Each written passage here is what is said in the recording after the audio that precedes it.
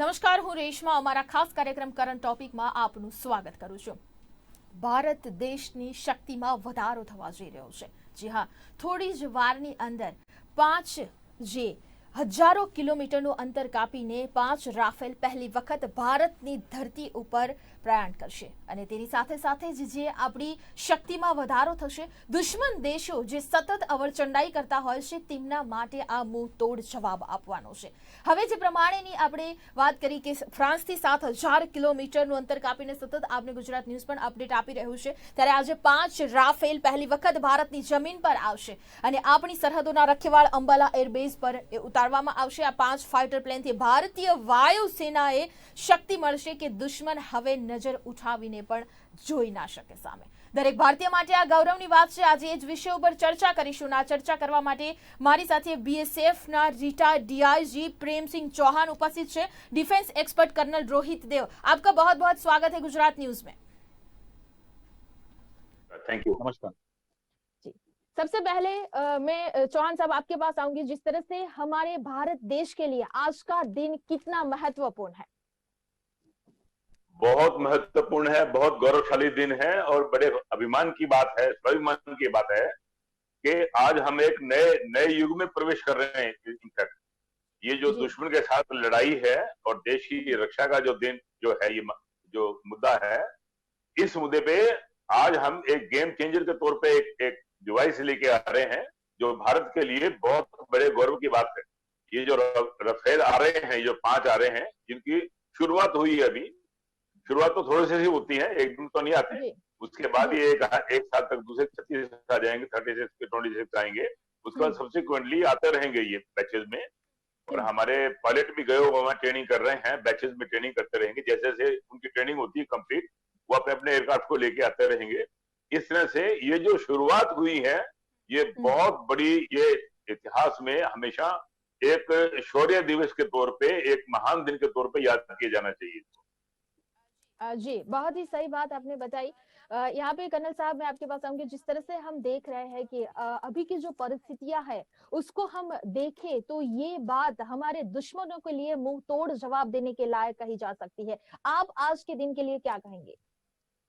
जी, मैं संक्षेप में इतना कहना चाहूंगा कि ये एक स्ट्रेटेजिक डिटरेंस है. इसका मतलब ये हुआ कि दुश्मन का जो सोचने का नजरिया है उस पर असर पड़ेगा. दुश्मन को लगेगा कि भारत के पास अभी ऐसा एक एयर डोमिनेंस सिस्टम आ गया है जो कि ना कि उनके एयरफोर्स से मुकाबला कर सकेगा, बट बिना ही कोई चोट खाए, तिब्बत में हो चाइना के खिलाफ, या आप देखें पाकिस्तान में, और पाकिस्तान में आपको बताऊं ऊपर कामरा एयरबेस से लेके कराची तक और पीछे क्वेटा तक में मार करने की क्षमता रखता है ये Rafale.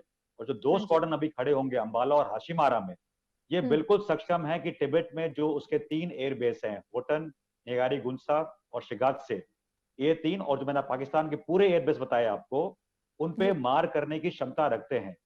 Typical air dominance aircraft है. अगर मैं आपको एक नागरिक के तौर पे खाली बोलूं, मिलिट्री तौर पे ना बोलूं, तो ये 5 एयरक्राफ्ट इन दोनों देशों के तकरीबन 50 एयरक्राफ्ट के बराबर आज है. तो जो आप लड़ाई में जाने की सोचेंगे, उसमें आप जो भी फोर्स पैकेजिंग करेंगे, और उसमें अगर हाफ स्क्वाड्रन, एक स्क्वाड्रन राफेल का अगर है, तो इन दोनों देशों में क्षमता नहीं है भारत का मुकाबला करने के लिए. और काफी आले दर्जे के हथियार और जो अनुसाधन है इसके ऊपर हैं इस एयरक्राफ्ट पे. आगे चर्चा में उसका और विश्लेषण करेंगे. पर मैं समझता हूं कि काफी गर्व का बात है. मैं जब एक छोटा लड़का होता था, मेरे फादर आर्मी में थे, तो अंबाला में हमारी पोस्टिंग थी. उस टाइम पे जैगुआर्स टेक ऑफ करते थे, वो भी फ्रांस के हैं, और मिराज भी आए फ्रांस से, और अभी ये एयरक्राफ्ट भी आ रहा है फ्रांस से. तो जो एक कंपैटिबिलिटी है सिस्टम्स की, वो काफी अच्छी है. उस पर हमारा जो खर्चा है वो भी कम होगा. और अंबाला के लिए गर्व की बात है, क्योंकि आपको याद हो हिस्टोरिकली वहां पर सबसे पहले एक, जब 71 की युद्ध शुरू हुई थी, तो पाकिस्तान ने एक नापाक हमला किया था और हमारा एयरबेस तकरीबन 300 मीटर से बच गया. तो एक चर्च और जो मिलिट्री हॉस्पिटल है वहां पे उनके बारूद गिरे थे. पर मैं नहीं समझता राफेल के आने के बाद अगर वहां 2 राफेल भी खड़े हैं, पाकिस्तान की जरूरत होगी कभी इस तरफ आने की. और अभी तो चीन को भी डर होगा तिब्बत में, क्योंकि उसकी काफी वीक है एयरफोर्स वहां पे. तो ऐसे असला जो कि 2021 तक पूरा 36 एयरक्राफ्ट आ जाएंगे, 2 स्क्वाड्रन पूरे खड़े हो जाएंगे. मैं समझता हूं कि एयर सुपरियोरिटी और एयर डोमिनेंस में भारत का इतिहास रचा जा रहा है, और हर एक नागरिक को, ना केवल एयरफोर्स को, उस पर गर्व होना चाहिए. जी, बहुत ही सही बात आपने बताई। बिल्कुल, हर एक नागरिक को बहुत ही गर्व है और जिस तरह से हम जो परिस्थितियों से अभी सामना कर रहे हैं, इस चीज़ में ये चीज़ बहुत ही ज़्यादा पॉज़िटिविटी यहाँ पे लेकर आ रही है। मैं आपके पास आऊँगी जिस तरह से चौहान सर कि जिस तरह से हम बात कर रहे हैं कि ताकत हमारे सैनिकों से तो होती ही है और एक ताकतवर जब हथियार होता है, तो वो ताकत 2 गुनी, 4 गुनी या उससे भी ज़्यादा गुनी हो जाती है। तो ये हमारे भारत के लिए आज का दिन बहुत ही ज्यादा जिस तरह से हम महामारी के सामने अभी पड़कार बहुत बड़ा अभी झेल रहे हैं उसके साथ साथ ये बहुत ही अच्छी बात यहाँ पे हो रही है जो आज के दिन पे होने वाली है और जिस तरह से जितना वेट हो रहा है बहुत सारी चीजें हैं कि जो शायद हमें टेक्निकल तो हमें भी ज्यादा पता नहीं होती है लेकिन बहुत टाइम के वेट के बाद जब ये चीजें मिल रही है तो उसमें ही ज्यादा खुशी अभी हो रही है और सब लोगों को ये अभिमान है और गौरव भी है। बिल्कुल। जी हाँ जी। जी, तो जिस तरह से यहाँ हाँ जी आप मेरे से पूछ रहे हैं? मैं हाँ जी हाँ जी हाँ जी आपको आवाज आ रही है? हाँ हाँ, मैं देखिए आम आदमियों के लिए मतलब इसका टेक्निकल डाटा और ये सारी चीजें उसकी गहराई में ना जाके कर्नल साहब ने काफी कुछ बता दिया टेक्निकल डाटा। मैं आम लोगों के लिए बता रहा हूँ जो जो इस टीवी को व्यू कर रहे हैं, हम तो आम लोग हैं ना, सिविलियन लोग हैं जो देखते हैं इसको, उनके लिए ऐसा होता है। लड़ाई में क्या होता है, एक तो साइकोलॉजिकल मनोवैज्ञानिक तरीके से डर पैदा करना होता है कि आप हमको ऐसे मत समझो, हम भी बहुत ताकतवर हैं। तो ये राफेल के आने से ये जो मनोवैज्ञानिक जो डर पैदा हुआ चाइना में और पाकिस्तान में, ये एक बड़ी सार्थक पहल है, कोई शक नहीं होना चाहिए, डर पैदा होता है इससे। तो एक तो हमारी मनोवैज्ञानिक सुपेरियोरिटी हुई है।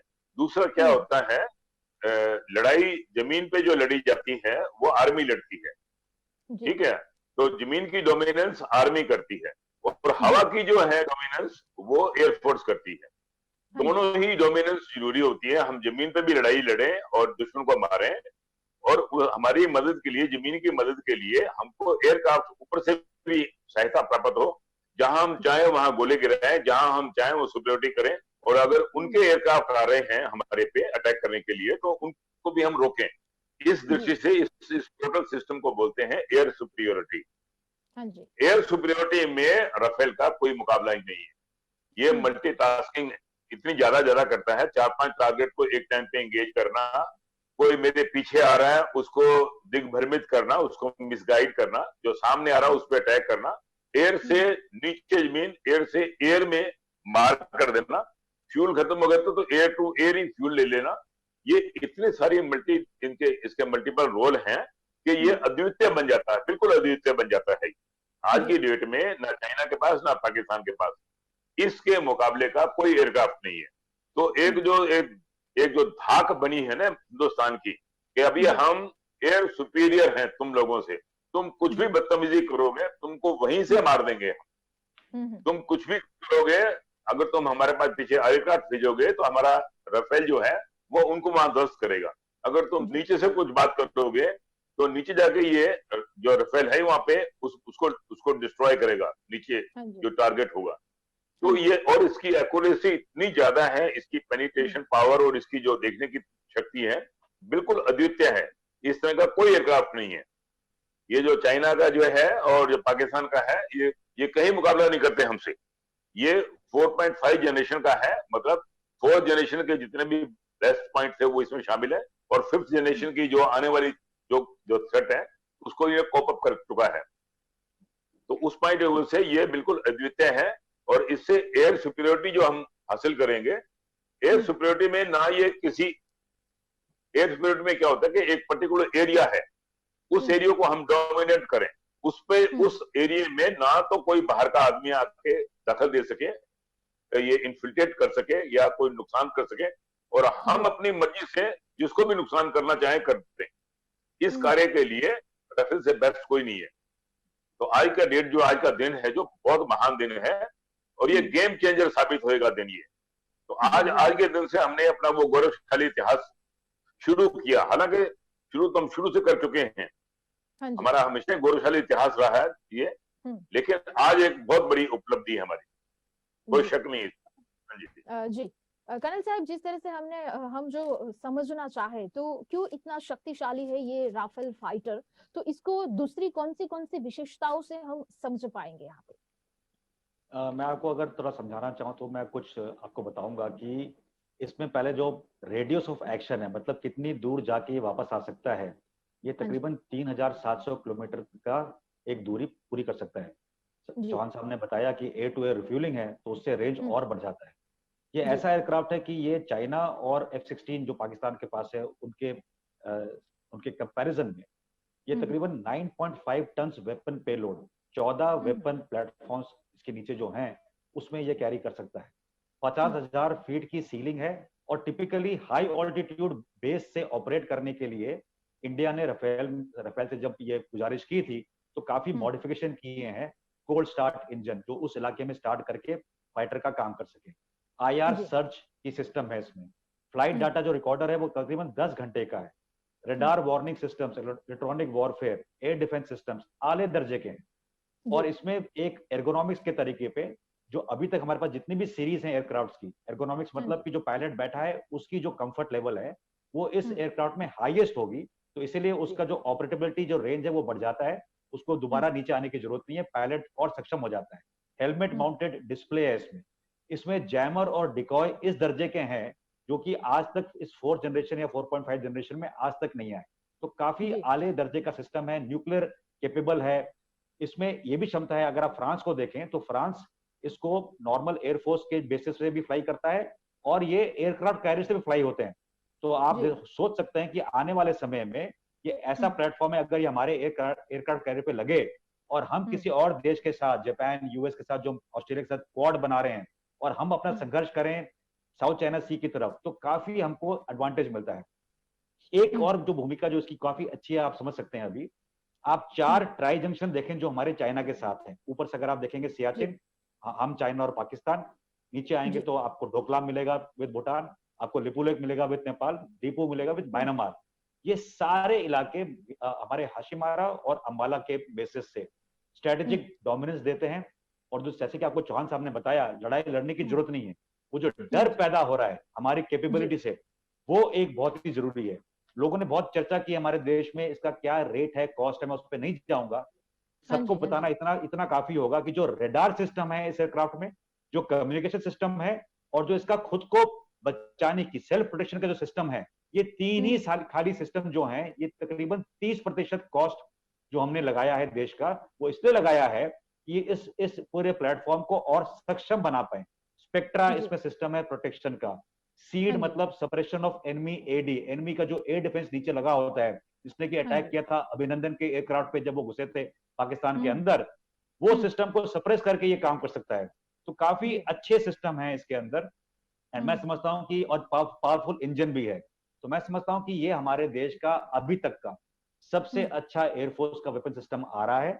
और जी। 2021 तक हम इतने सक्षम हो जाएंगे कि जो हमारी हम्म। स्क्वाड्रन की डिस्पैरिटी, जो हम गिनते हैं हमारे कितने स्क्वाड्रन, पाकिस्तान के कितने स्क्वाड्रन, चाइना के PLF के कितने स्क्वाड्रन टिबेट में जो हमारे अगेंस्ट आ सकते जी। हैं, उनकी जब हम हम्म। रेंज को देखते हैं तो आप हम्म। देखेंगे कि जो हमारी जो 10 स्क्वाड्रन की जो हम बोलते हैं कमी है रफाल जी। आने के बाद, जब हम 32 स्क्वाड्रन हो जाएंगे, लोग का हम्म। मानना है 42 स्क्वाड्रन चाहिए। मैं हाँ समझता जी। हूं कि कुछ हद तक ये 2 स्क्वाड्रन, ये जो रिक्वायरमेंट है उस पर थोड़ा विराम देंगे और हमारी जो हम्म। देश की जो पैसे हैं जो लग रहे हैं हमारे डिफेंस पे, वो कहीं और भी जा सकते हैं। तो काफी अच्छा जी। प्लेटफॉर्म है। और टेक्निकली तौर पे एयर टू एयर फ्यूलिंग साहब ने बताया, उसके अलावा हम्म। इसमें एडिशनल फ्यूल 6.7 टन कैरी हो सकता है एडिशनल पॉड में, ड्रॉप हाँ टैंक के जी। हिसाब से। तो जब हम्म। उड़ेगा तो वो फ्यूल रहेगा, उसके बाद जी। वो फ्यूल वहां से यूज करेगा और वो टैंक को ड्रॉप कर देगा एनिमी के क्षेत्र में या अपने क्षेत्र में। तो काफी हम्म। ऑटोमेटिक रेंज है, air to air refuelling, Rafale to Rafale भी कर सकते हैं। तो आप समझ जी। सकते हैं कि किस टाइप का ये प्लेटफॉर्म है। और आप इतना मान के चलिए, अगर 4 एयरक्राफ्ट किसी फोर्स पैकेज के साथ जा रहे हैं, हम चाहते हाँ हैं कि जी। हमारे स्पेशल फोर्सेस को इंसर्ट किया जाए बिहाइंड एनिमी लाइंस, और आपने हम्म। जैगवार और मिराज के साथ, AN-32 C-130 के साथ अगर इनको भेजा है, कुछ जी। रफेल को, उस पूरे पैकेजिंग को कोई छू ही नहीं सकता। तो हम्म। एकदम safe insertion, safe anti terrorist operations आप कर सकते हैं आज के जमाने में पीओके में। तो जो हमने हम्म। उरी का अटैक किया, अभी आप देखिए इसको मिलाइए साथ में C-130, चिनूक्स, हम्म। हम्म। अटैक हेप्टर की जी। जो अपने साथ यूएवी को कंट्रोल कर सकते हैं। तो आप समझिए क्या हम्म। क्षमता आ रही है हमारे एयरफोर्स में, हमारे जी। देश के डिफेंस प्रिपेयरनेस में। और बहुत ही अच्छा एक प्लेटफॉर्म है। जी, जी। बहुत ही सही बात आपने बिल्कुल ये बताई कि जिस तरह से ये प्लेटफ़ॉर्म की आपने बात बताई।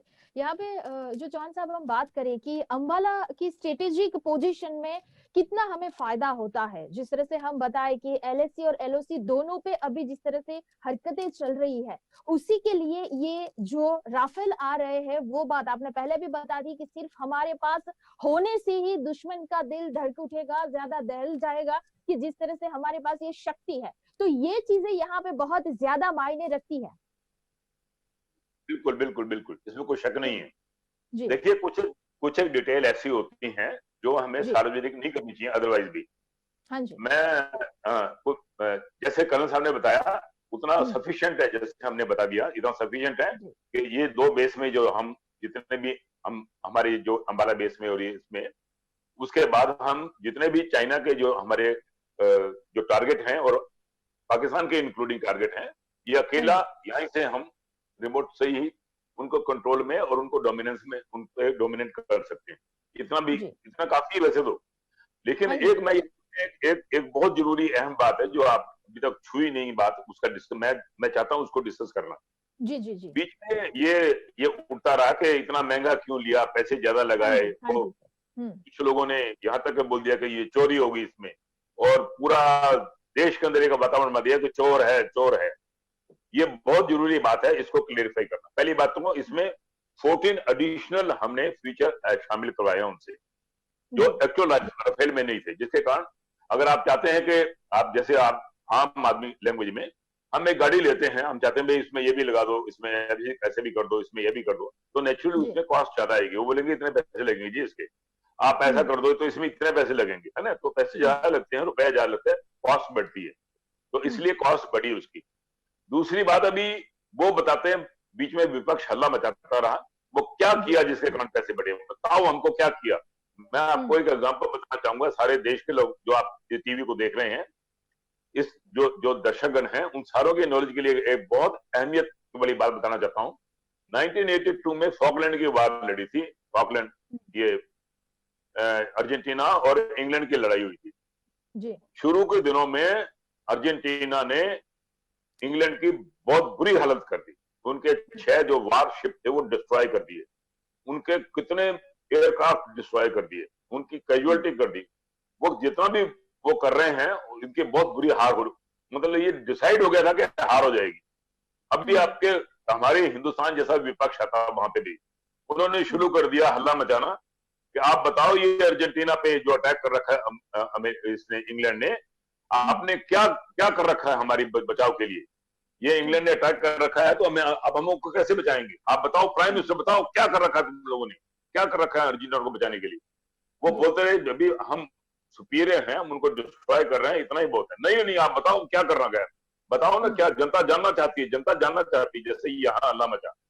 जी, अल्टीमेटली उनको बताना पड़ा कि वो हमारा बेलग्रानो में जो वारशिप है वहां से हम सारा कर रहे हैं, वहां मिसाइल सिस्टम है उनका, वहां हुँ, बेलग्रानो जो वारशिप था उनका वहां पे 200 मील दूर था वहां से, वो जी, उसके थ्रू वो छुपा हुआ था, बिल्कुल छुपा हुआ था वो। हुँ, और हुँ, हुँ, हुँ, छुपाव में आके इनके सारे ब्रिटिश के जो वारशिप थे वो सारे डिस्ट्रॉय कर दिए उन्होंने, एयरक्राफ्ट डिस्ट्रॉय कर दिए, इनकी हैवी हैवी कैजुअलिटी कर रहे थे वो जी, बताना पड़ा। जैसे बताया, मार्गरेट थैचर को पता लगा कि उनका इस तरह से वहां पे है, उन्होंने उसी वक्त हुँ, उन्होंने अपने डिफेंस को वो किया, अलर्ट किया और बताया जी, कि वहां जाके वो जो उनका उसको डिस्ट्रॉय करो। उसके हुँ, डिस्ट्रॉय डिस्ट्रक्शन होते ही फॉकलैंड की वार एक हफ्ते के अंदर खत्म होगी और हार गए वो।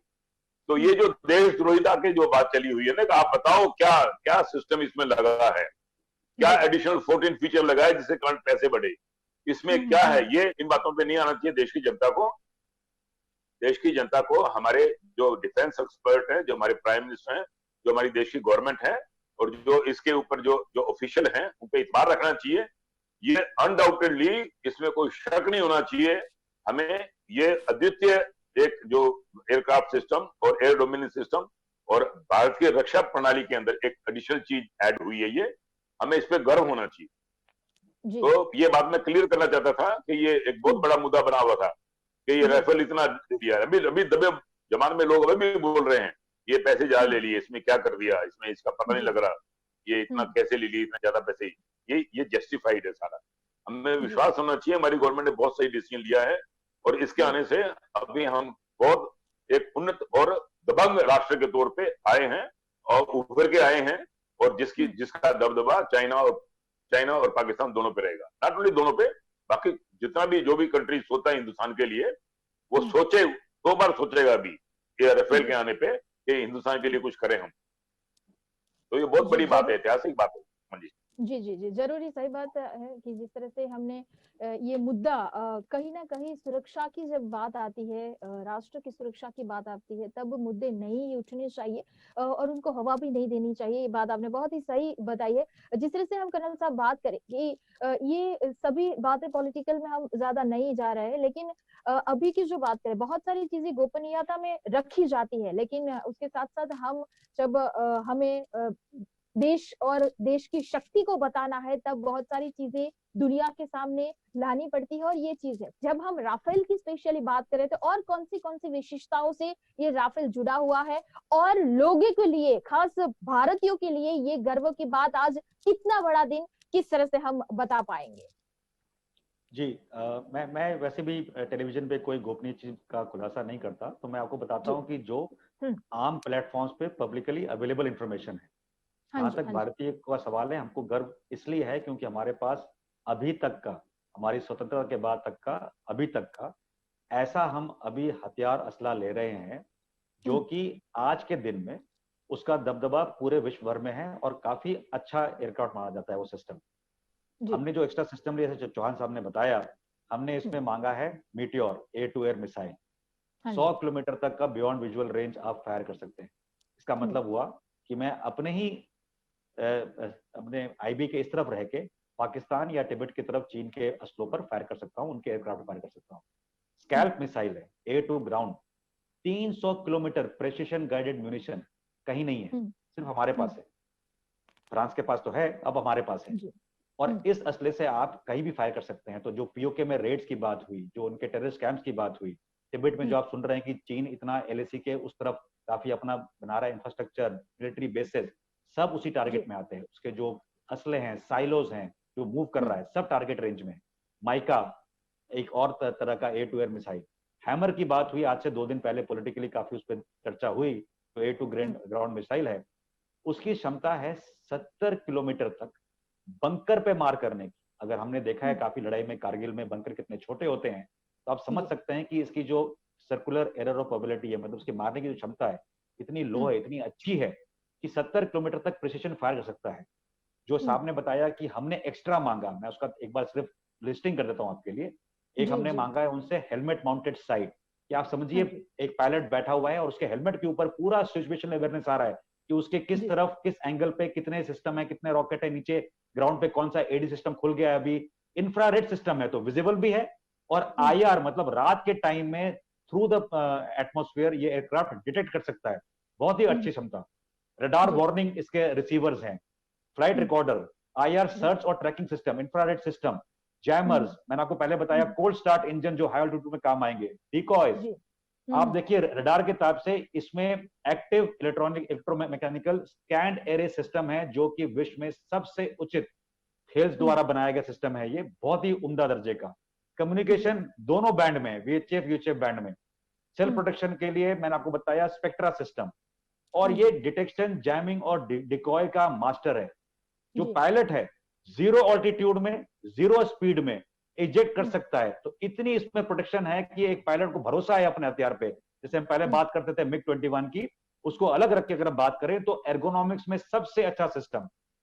मतलब आप समझ नहीं, अगर आप समझने की कोशिश करें तो आप एक मर्सिडीज कार में बैठ के चला रहे हैं, और इतने सिस्टम है जो कि जेम्स बॉन्ड मूवी जो आप देखते हैं उसमें सारा उसको बता रहा है कहां पे क्या हो रहा है, और उसके आसपास कोई J11, J7, J20 जो आज तक किसी ने ज्यादा ना देखा ना सुना हो, और F-16 को ये मुकाबला देने की क्षमता रखता है।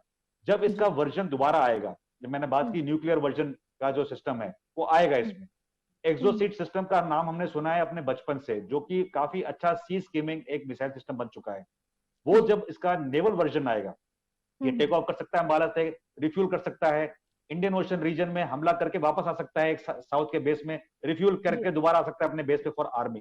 तो ऐसी क्षमता जो है सुखोई 30 जो आए थे, हमने काफी उस टाइम भी चर्चा की थी, कितना अच्छा हथियार सिस्टम है वो, उससे अव्वल दर्जे का है। सो हमको काफी भरोसा है इस सिस्टम पर एज अ मिलिट्री एनालिस्ट। हमारे देश की जनता को काफी भरोसा होना चाहिए। और जो मैंने आपको कुछ मूल्यांकन करवाया सिस्टम का, खाली नाम लिया है, अगर आप इंटरनेट पे जाके उनकी कॉस्ट देखें आज मार्केट में, तो जो लोग इस कॉस्ट की बात कर रहे हैं उनको समझ में आ जाएगा कि ये किस टाइप का हमने हथियार खरीदा है। तो मैं समझता हूं कि एक काफी एयर डोमिनेंट प्लेटफॉर्म खरीदा हमने, जिसकी स्ट्रेटेजिक डिटरेंस है, टैक्टिकल नहीं, स्ट्रेटेजिक। मतलब आपको पता है हाशिमारा में एक स्क्वाड्रन है, अंबाला में एक स्क्वाड्रन है, रडार सिस्टम एयरफोर्स के काम कर रहे हैं, पाकिस्तान की जरूरत नहीं। और चीन की तिब्बत से कोई एयरबेस से उड़ने की जरूरत हो नहीं सकती, क्योंकि उसका खुद का जो मादा है वो काफी कम है तिब्बत में हथियार और असला लेके उड़ने का, जो कि इस एयरक्राफ्ट में है। ये ले से उठाए हथियार सिस्टम या रिफ्यूल करे, या ये अंबाला से उठाए या कहीं और साउथ से उठाए, इसमें काफी मादा है हथियार में आगे बढ़ के हमारी क्षमता को और बढ़ाने का। तो मैं समझता हूं कि बहुत ही अच्छा एक ये परचेज हुआ है, और देश के जो नागरिक हैं उनको इसमें काफी कॉन्फिडेंस होना चाहिए, काफी भरोसा होना चाहिए, और काफी हमको एक फीलिंग ऑफ प्राइड आनी चाहिए कि हमारे देश ने भी कुछ भी करके, और देखिए बहुत ही कम समय में आया है। 2015 में मोदी जी ने डिसीजन लिया, और 2020 में पहले 5 और बाकी बचे हुए 2021 में, कि डिफेंस प्रोक्योरमेंट में भी एक G2G जो अरेंजमेंट किया, गवर्नमेंट टू गवर्नमेंट, ये बहुत ही अहम है। और इसके साथ ही एक विंडो खुलता है अच्छे असले और बारूद इंडिया में इंपोर्ट करके लाने का। और मैं समझता हूँ धीरे धीरे मैन्युफैक्चरिंग जो है वो इंडिया में होगी, जॉब्स बढ़ेंगी, और हमारी क्षमता जो डिफेंस R&D की है वो बढ़ेगी। आत्मनिर्भरता की जो बात करते हैं हमारे सरकार, वो बढ़ेगा। तो सबको देखते अगर आप देखें, ये पैकेज, ये शुरुआत है, इसका अंत तब होगा जब राफेल इंडिया में बनेंगे और उड़ेंगे। और तब तक मैं समझता हूँ जब तक तेजस और आ जाएगा, जो इसका एक भाई के रूप में आएगा हमारे देश में। जी, बहुत बहुत अच्छी बात आपने बताई है। चौहान साहब, आप संक्षिप्त में क्या कहना चाहेंगे? संक्षिप्त में ये कहना चाहूंगा आम भाषा में, कि ये जैसे यूजर फ्रेंडली होते हैं ना इक्विपमेंट, ये यूजर फ्रेंडली एयरक्राफ्ट है ये, या पायलट के लिए। पायलट जो है मोस्ट कंफर्ट। अब आप देखिए, सिंपल लैंग्वेज में ये देखिए कि जब ये इसकी स्पीड 2000 किलोमीटर से अबाव है, 2200 किलोमीटर पर आवर की स्पीड में ही उड़ता है। इतना तेज उड़ रहा है ये, इतनी तेजी से ये डिस्टेंस कवर कर रहा है। इसके पीछे एयरक्राफ्ट लगे हुए हैं, इसने नीचे भी रडार सिस्टम को भी, वो मतलब इसके ऊपर इतने प्रेशर हैं एनिमी के, इसको मिसाइल से मारने के वो चल रहे हैं, इतना कुछ चल रहा है इसको। इन सारी चीजों के, इन सारी जो थ्रेट है, वेरियस थ्रेट, इतने तरह की थ्रेट जो है, मल्टीपल थ्रेट जो है, उसमें एयरक्राफ्ट जो पायलट है उसके ऊपर आप देखिए कितना मानसिक दबाव रहता है। वो क्या करे, उससे गलती हो सकती है। जैसे MiG-21 बिग कैटेगरी में थोड़ी सी गलती होता है, मिग क्रैश कर जाता था। तो उसमें जितनी इसमें इसको जो मानसिक दबाव रहता है आपके एयर पायलट के ऊपर, इतनी तेजी से काम करने वाले उन चीजों में ये मानसिक दबाव को फ्री कर देता है। ये सब कुछ ऑटोमेटिक है। ये कितने ही रोल ऑटोमेटिक करता रहता है, पायलट के ऊपर मानसिक दबाव नहीं रहता। यहाँ तक के राजीव रूडी जी ने इसको उड़ाया है। यहाँ पे जब ये मैं सुन रहा था एक बार, राजीव प्रताप रूडी जी ने, मंत्री जी ने, वो कमर्शियल पायलट हैं, वो ट्रेंड पायलट हैं, उन्होंने उसको उड़ाया साथ में। और वो उसे पायलट ने बताया, ये पायलट ने जो उनके राफेल में साथ चला था, कि आप देखिए सामने पहाड़ आ रहा है, ये अभी आप छोड़ दीजिए, कंट्रोल छोड़ दीजिए, इसको छोड़ दो, इसको फ्री कर दो। इसको फ्री करने के बाद भी जब वो सामने आया तो ये ऑटोमेटिकली अपने आप ही उस पहाड़ को क्रॉस कर गया, ऊपर ले गया, ये फ्लाइट ले गया, और उसको क्रॉस करके फिर नॉर्मल उसी रेंज में आ गया। तो आप देखिए ये कितना इंडिपेंडेंटली और यूजर पायलट फ्रेंडली है। जी जरूर से। हमारे यहाँ पे अभी टाइम ये खत्म हो रहा है। हमारे साथ जुड़ने के लिए बहुत बहुत शुक्रिया चौहान साहब, और गनल साहब, आपको हमारे साथ जुड़ने के लिए बहुत बहुत शुक्रिया। जी, તો દર્શક મિત્રો, મહત્વની વાત કે રાફેલ જ્યારે ભારતની ધરતી ઉપર પ્રયાણ કરશે ત્યારે આ ભારતના દરેક નાગરિક માટે ગૌરવ અને અભિમાનનો દિવસ છે। જરૂરથી તો ફરીથી મળીએ, તમામ પ્રકારની અપડેટ્સ અમે આપને આપતા રહીશું। અત્યારે સમય થયો છે અત્યારે આપણે રજા લેવાનો, તો રજા આપશો। નમસ્કાર।